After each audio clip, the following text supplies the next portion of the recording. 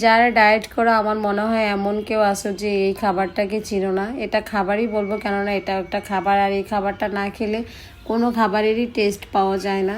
তো অলরেডি তোমরা দেখেই বুঝতে পারছো এটা কি। এটা আসলে পিঙ্ক সল্ট, এটা হচ্ছে গোটাগুলা, আর গুঁড়া করাগুলোও কিনতে পাওয়া যায়, বাট এটা গোটাটাই আমরা কিনে নিয়ে আসছি। এটা ভাঙতে যেমন কষ্ট, প্রসেসিং করে নেওয়াটা কিন্তু আরও বেশি কষ্ট, কেননা এটা পাটায় এখন পিষে বা বেটে যেটাই বলো সুন্দর করে এটা একদম লবণের মতো করে ফেলতে হবে, নয়তো এটা। আর এই পিঙ্ক সল্টগুলো কিন্তু সহজে গলতেও চায় না। সাধারণ লবণ যেমন পানিতে পড়লে সঙ্গে সঙ্গে গলে যায় বা পানির সাথে মিশে যায়, এটা কিন্তু একটু সময় লাগে। তো এটা সুন্দর করে গুঁড়া করতে হয়। যদিও বা রমজান চলে আসতেছে আর 2-1 দিন বাকি আছে, তো আমি আগে থেকেই সব কিছু সুন্দর করে গোছগাছ করে রেডি করে ফেলছি, কেননা রমজান মাসে তো হালকা পাতলা ডায়েট করতেই হবে। কেননা যারা ওজন কমাতে চায় তাদের কাছে আমি মনে করি রমজান মাসটা প্লাস পয়েন্ট। আমি গত বছর রমজানেও মেবি 10 থেকে 12 কেজি ওজন কমাইছি, দেন হচ্ছে এই পুরো বছরটা খেয়ে খেয়ে একদম গোলুমুলু হয়ে গেছি। তো সেই গোলুমুলুটাকে আবার একটু কমাতে চাই, যার জন্য একটু প্রস্তুতি হচ্ছি। তো যাই হোক, আমি এখানে সুন্দর করে এগুলো একদম গুঁড়া করে ফেলছি। গুঁড়া করার পরে তোমরা দেখলেই বুঝতে পারবা, এটা ভাঙতে অনেক সময় লাগছে আমার, কেননা তোমরা দেখেই বুঝতেছো আমি কিন্তু ভিডিওটা একদমই টানি না, নর্মাল করে রাখছি, কেননা এটা প্রচুর শক্ত, মানে ইট মনে হয় ফেল এর কাছে। তো গুঁড়া করতে ভীষণই সহজ, কেননা ভেঙে নিলে গুঁড়া করতে এতটা কষ্ট লাগে না, এটা সহজেই নিমিশে একদম গুঁড়া হয়ে যায়।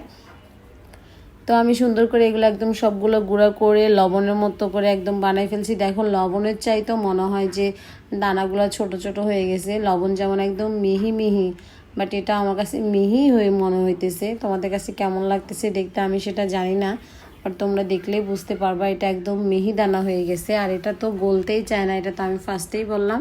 তো এটাকে যতটুকু সম্ভব তোমরা যদি গোটা নিয়ে আসো বাসায়, তাহলে এটাকে যতটুকু সম্ভব মানে গুঁড়া করে ফেলতে হবে।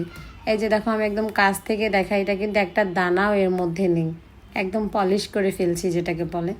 তো যাই হোক, আজকে অনেকগুলো মশলাও করে ফেলছি, তো সেই মশলাগুলো তোমাদের সঙ্গে লাস্ট দেখিয়ে দেব। এবং এইগুলো গুঁড়া করতে করতে আমি কিন্তু ফাঁকে রান্নাটাও শেষ করে ফেলছি। এখানে লতি দিয়ে চিংড়ি মাছ রান্না করে রাখছি আজকে রাতের জন্য, আর সঙ্গে মাছ ভাজি করছি, মাছ ভুনা করব, তেলাপিয়া যে বড় মাছগুলো আছে সেইগুলা। আর এখানে সঙ্গে কিন্তু আমি ইলিশ মাছ একটা অ্যাড করছি আমার বাবুর জন্য, যে যদি ওকে একটু ফিশ ফ্রাই দেওয়া যায়, খুব সুন্দর খায়, ওকে বললেই হয় যে আব্বু ফিশ ফ্রাই করছি তোমার জন্য, ও খুব মজা করে খায়। তো এখানে আমি ওর জন্য একটা ইলিশ মাছ ভাজি ফেলছি। আর সঙ্গে হচ্ছে আমরা মানে এখন দুপুরে খাওয়ার জন্য ট্যাংরা মাছ ভুনা করছি, চচ্চড়ি বলো যেটাই বলো, আমার কাছে এই বড় ট্যাংরাগুলো ভীষণ ভালো লাগে। এটা কিন্তু দেশি ট্যাংরা, একটু সাইজে বড়।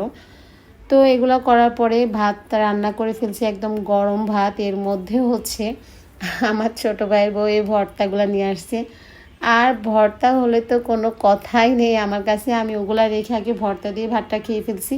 ভর্তাটা দেখো কতটা লোভনীয় লাগতেছে দেখতে, খেতেও কিন্তু অনেক মজার ছিল।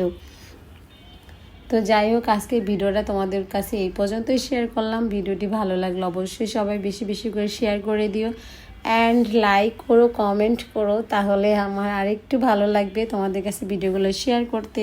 So thank